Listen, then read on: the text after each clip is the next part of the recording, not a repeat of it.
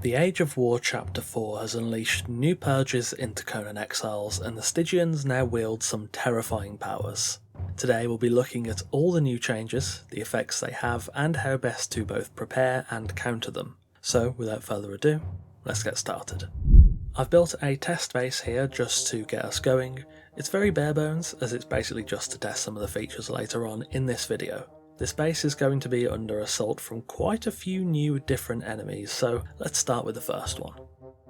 Champions, also seemingly named Conquerors in-game, are the first new addition and honestly the most simple.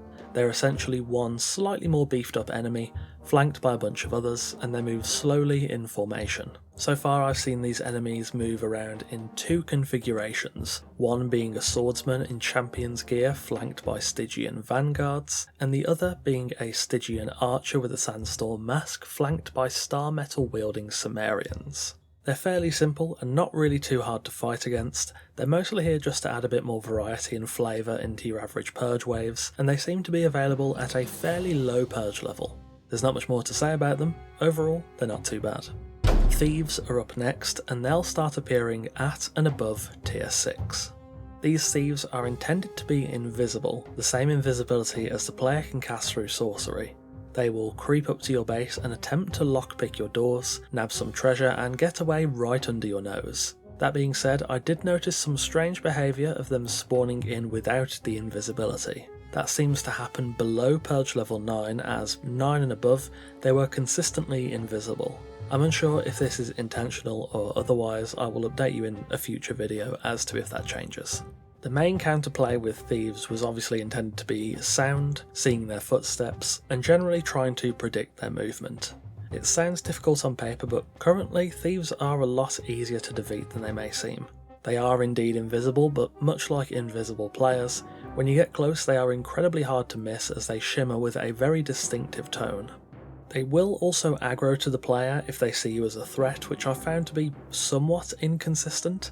They may have a smaller aggro radius than other enemies, but that's kind of hard to confirm. In any case, if they do want to aggro to you, they will drop their invisibility and attack you as normal. Personally, I would prefer them to not aggro to you unless you hit them first, and then they can lose the invisibility and attack you with their regular weapons, but I would quite like these guys to actually try and play their stealthy role. I'm not sure if they're working as intended right now, or if what I've just described is how they are intended to be, and this is just a bug in the beta build. The best way to avoid getting looted by thieves though, is simply to hold a little further back at a common choke point so you can filter the enemies and ensure nobody sneaks their way through. Thieves are interesting, a little underwhelming at times, but when they work, they are a very paranoia-inducing addition to the Purge.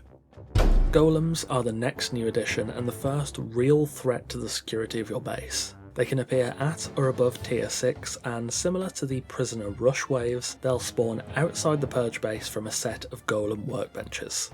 A sorcerer will preside over them until the spawning is complete, and then he will also join the fray. These waves seem to consist of regular, debuff and explosive head golems. The regular and debuff golems are faster, aggressive, and they're able to deploy gas or tar. The explosive head golems walk quite slowly, about the same speed as demolishers, and if they reach your base they'll just start swinging their hammers. They actually can't be aggroed away from that path they're on, so you can't grief other players' bases with them. If you kill them at any point by any method, their heads will drop and explode a couple of moments after death, causing damage to yourself, your structures, and even other enemies around them. This can be useful for chipping down the health of groups, but it also becomes problematic very quickly if they get to your walls. There is nowhere else for those explosions to go aside from right into your defences. My best advice for golem waves is to get out ahead of them and fight them in the field to keep their explosives away from the base, or potentially snipe them.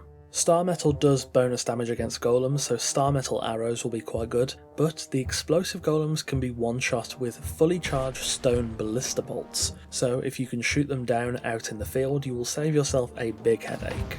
As a bonus, this new wave is quite a good way to farm some easy ironstone and blood crystal, as you can harvest each golem after they're dead for those resources. Overall, a somewhat scary wave for sure, but definitely a fun one. Finally, the big boys, the Starcallers. They will appear at Purge level 9 and above, and this is really where the danger lies. When they spawn, the skies will darken and a meteor storm will appear over your base. Roughly every 15 to 20 seconds you'll get hit by a barrage of 3 meteors that do heavy structural damage to your base. To end the meteors, all you have to do is kill the single meteor mage himself, who is pretty easy to find. He's on a transitory stone over by the enemy camp making a whole bunch of noise. This is quite the spectacle, and of course I let the meteors rain for a while, and as you can see they are merciless. They will not stop unless your coffer is destroyed, your treasure is taken, or the Starcaller is killed. As you can tell just by the state of my test base, yes, this is a very dangerous wave if you don't prepare and react accordingly. The main concern I've seen online is the grief potential of this mechanic. I've tested this rather extensively, and I'm happy to say that it seems relatively grief-proof.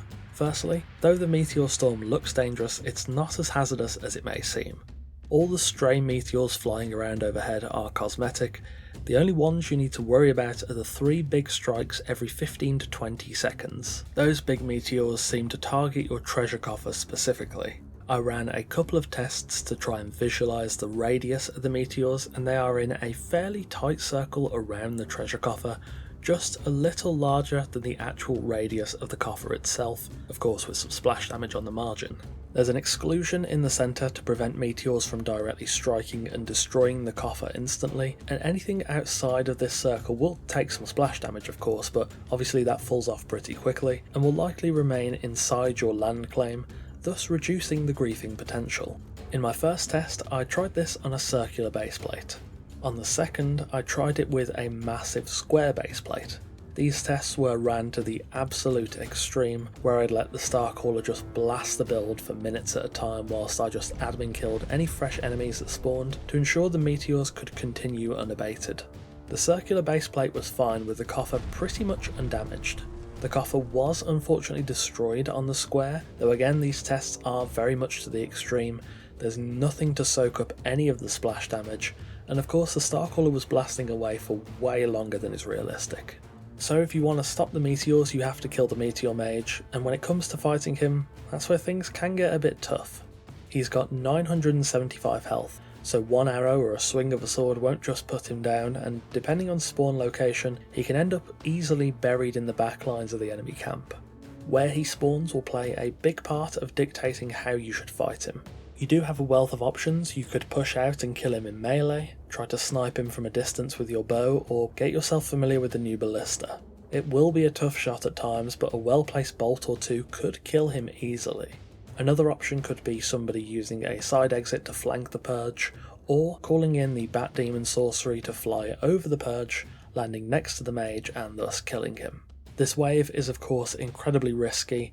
However, if you are successful, or well, even if you're not successful, any big meteors that strike will leave behind star metal nodes. These are exactly like the ones in the north. You can just blow them up, mine them, and you've got a good amount of star metal. I wouldn't be surprised if this ends up a fairly optimal way to farm star metal. That's something I'll have to look into another time, but I think the risk-reward balance here is actually quite good. The Starcaller waves are definitely some of the most dangerous and scary tools the Purge has, but by that same virtue, also the most impressive.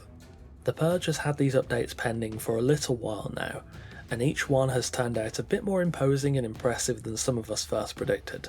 The commanders add a little variety to the average waves. The Thieves, whilst not necessarily working 100% properly yet, give you something to keep an eye on. The Golems force you to prioritise them before they reach your walls, and the Meteor Mage is a merciless power that you must stop before it turns your base into little more than a ruin. I've done my best to showcase them to you today, and if you have any further questions or you just want to share your thoughts on them, I would love to read what you have to say down in the comments. Thank you for watching, and of course a massive thanks to our wonderful esteemed coffee cultists for continuing to support the channel over on Patreon. I initially was thinking about covering the ballista during this video, but I think that'll end up being a separate one so I can give that long awaited defensive tool the attention it deserves. Again, thanks for watching, take care, and I'll see you soon.